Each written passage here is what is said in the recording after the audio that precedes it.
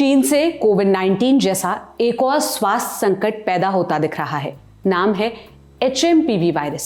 Social media पर चीन से आई कई तस्वीरों के बाद भारत में इसको लेकर चर्चा बढ़ गई है।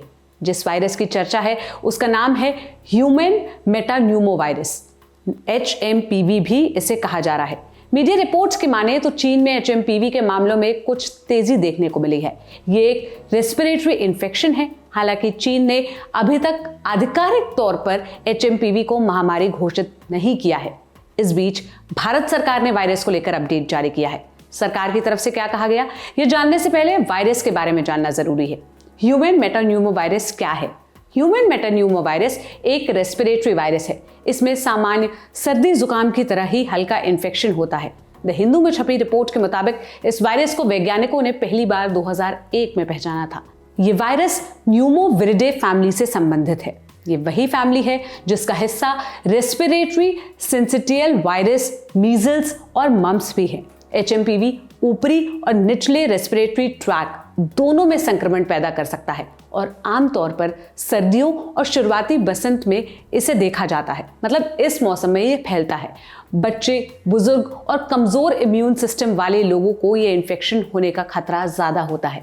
इस वायरस के लक्षण सामान्य सर्दी जुकाम जैसे ही होते हैं। इनमें खांसी, बहती या बंद नाक, गले में खराश, बुखार और घरघराहट शामिल है। देखा गया है कि ज्यादातर लोगों में ये बीमारी कुछ दिनों में अपने आप ठीक हो जाती है। इसके लक्षण सामने आने में 3 से 6 दिन का समय लग सकता है। हालांकि इन्फेक्शन बढ़ने पर कुछ लोगों में ब्रोंकाइटिस या निमोनिया जैसी जटिलताएं भी उत्पन्न होने की संभावना होती है, जिसके लिए डॉक्टर की देखभाल की आवश्यकता पड़ सकती है। अब ये वायरस फैलता कैसे है? HMPV संक्रमित व्यक्ति के संपर्क में आने या वायरस वाली वस्तुओं को छूने से यह फैलता है। ये खांसी, छींक, संक्रमित व्यक्ति के साथ या उसके समीप आने और या फिर हाथ मिलाना, गले लगना, दरवाजे की कुंडी या फोन या कीबोर्ड को छूने से भी हो सकता है। क्या इसकी कोई वैक्सीन है?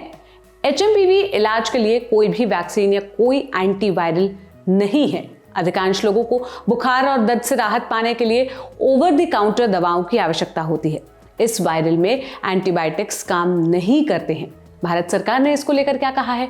भारत की directorate general of health services DGHS के अधिकारी डॉक्टर अतुल गोयल ने लोगों को ना घबराने की सलाह दी है। साथ ही उन्होंने लोगों से रेस्पिरेटरी इन्फेक्शन के प्रति सावधानी बरतने को कहा है। डॉक्टर गोयल ने मीडिया से बात करते हुए कहा, चीन में मेटान्यूमो वायरस के प्रकोप के बारे में खबरें चल रही है। मैं इस बारे में स्पष्ट रूप से कहना चाहता हूं कि मेटान्यूमो वायरस किसी भी अन्य रेस्पिरेटरी वायरस की तरह है जिससे सामान्य सर्दी जुकाम होता है। डॉक्टर गोयल ने आगे कहा, हमारे देश में सांस से जुड़ी बीमारियों के आंकड़ों का विश्लेषण किया गया है। दिसंबर 2024 के आंकड़ों में कोई उल्लेखनीय वृद्धि नहीं हुई है। हमारे किसी भी संस्थान में बड़ी संख्या में ऐसा कोई मामला सामने नहीं आया है।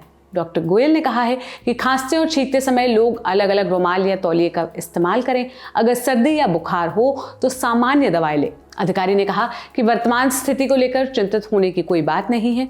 बताते चले कि WHO के western Pacific region office WPRO के 16 से 22 दिसंबर के डेटा के मुताबिक चीन में एक्यूट रेस्पिरेटरी इन्फेक्शन में वृद्धि हुई है। इसमें seasonal influenza, rhino virus, respiratory syncytial virus और HMPV शामिल हैं। चीन की national disease control and prevention administration ने निमोनिया के मामलों को ट्रैक करने और प्रतिबंधित करने के लिए डिजाइन किया गया एक पायलट मॉनिटरिंग सिस्टम लागू किया है।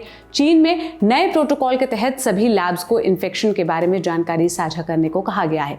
हालांकि आधिकारिक रिपोर्ट्स में स्थिति को गंभीर नहीं बताया गया है। इस मामले पर द ललन टॉप की नजर बनी हुई है। जो भी अपडेट्स आएंगे हम आप तक पहुंचाते रहेंगे। इस वीडियो की स्क्रिप्टिंग की थी मेरे साथी प्रशांत ने। मेरा नाम सोनल है। देश और दुनिया की तमाम खबरों के लिए आप हमारे साथ जुड़े रहिए। शुक्रिया।